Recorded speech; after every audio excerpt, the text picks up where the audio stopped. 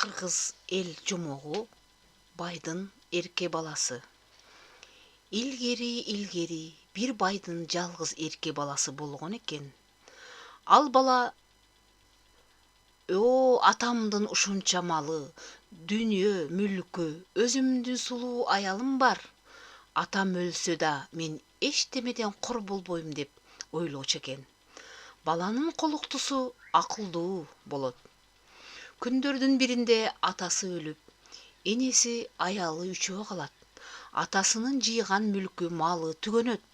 Эч кандай окат кылар нерсеси жок калганда баланын колуктусу: "Ой, атаңын жыйып берген мал мүлкү да дүйнөсү түгөндү.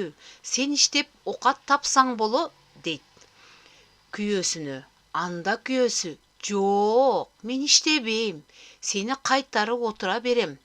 Болбосо сулуулугуңа кызыгып бирөө алып кетпесин" дейт. Анда келинчеги: "Жок, мен сенден бөлөк эч кимге көңүл бурбайм. Сага мен бир гүл берейин, ошону жакаңан түшүрбөй тагып ал. Эгер ошол гүл солуп калса, анда мени бирөөгө алып кеткени. Жок, эгерде солубаса, кетпегеним" дейт. Бала аялын бул айтканына макул болуп, бир шаарда жашаган 3 тууган байга малайлыкка барат. 3 туугандын улуусунун аты Адыл, ортончусунун аты Мадыл, кичүүсүнүн аты Жалын экен. Ошентип бала окат кылып жүрө берет. Күндөрдүн биринде Адыл: "О иним, алдагы жакаңдагы кызыл гүл эмнең?" деп баладан сурайт. Анда бала: "Бул менин аялымдын белеги. Эгер ушул гүл солуп калса, аялымды бирөө зордуктап алып кеткени, солубаса, аялым мени күтүп үйдө отурганы" деп сырын айтат. "Ал аялың кандай кереметтүү эме беле" дейт.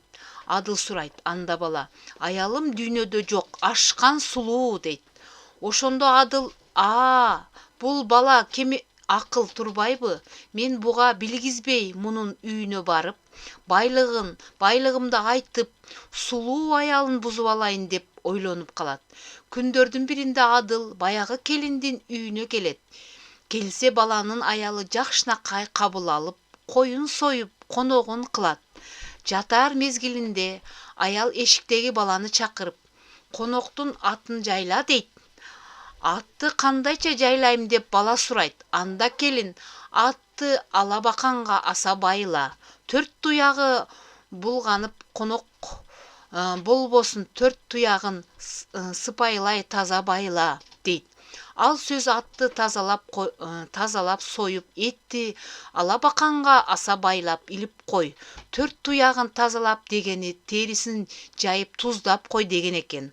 Андан кийин келин балага: "Куш коңгуроо чалсам, муну байка" дейт. "Куш коңгуроо чалбасам, муну байка дегеним эшикти калдыратып дабыш бер" деген экен. Бала атты байлап, ишти жайлап, эшикти кагат. Эшикти какканда келин тура калып конокко карап: "Кокуй, конок аке, айып этпей тура кал. Кайненемдин катуу кишеле каарданып келе жатат" деп үй астындагы ордунун оозун ачат. Конок чуңкурдун түбүндө калат. Келин шып этип ордунун оозун мыктайт. Тыптынч жакшынакай уктайт. Ошо боюнча конок эшикке чыкпайт. Эртең менен эрте таң агарып атканда, тараза жылдыз батканда келин: "Буу да сиздин насибиңиз" деп 2 сындырым нанды конокко таштайт. Андан кийин баладан сырды сурап билип, Адылдын үстүнө Мадыл экөөнүн үстүнө өрт жалын баратат. Үчөө бир чукурга түшүп калат. Ошентип акылман келин үчөөнү бирдей акылын табат. Ошондуктан ушундай аялдарды упалуу аял деген экен. Күндөрдүн биринде баягы бала иштеп таап келген окаты жок кур алакан үйгө келет. "Алган нерсең кана? 1 жыл бою талаалап жүрдүң, 1 тыйын тапкан пулуң жок. Сенин тапкан пайдаң кайда? 3 байдын өзү же өлүгүн көрсөтөйүнбү" деп аялы: "Кой, өлүгүн көрсөтүп эмне кыласың? Өзүлөрү көрсөтсүн" дейт.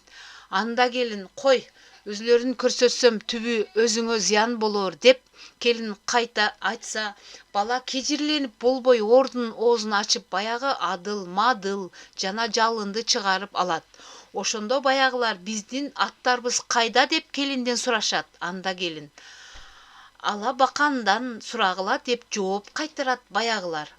Алабаканың эмне деп барыша аттын туягы, кулагы алабаканда илинип турат. Ошондо адыл, мадыл жана жалын бул келин өңү сулуу болгону менен акылы ашкан шум экен. Биздин төбөбүзгө жете электе көзүнө көрүнбөй эптеп качып кетели деп түнү менен качып кетишет. Ошентип бала акылдуу аялы менен түбөлүккө бактылуу жашап калган экен. Балдар, жомок аябай жактыбы? Жомоктун аягына чыктык.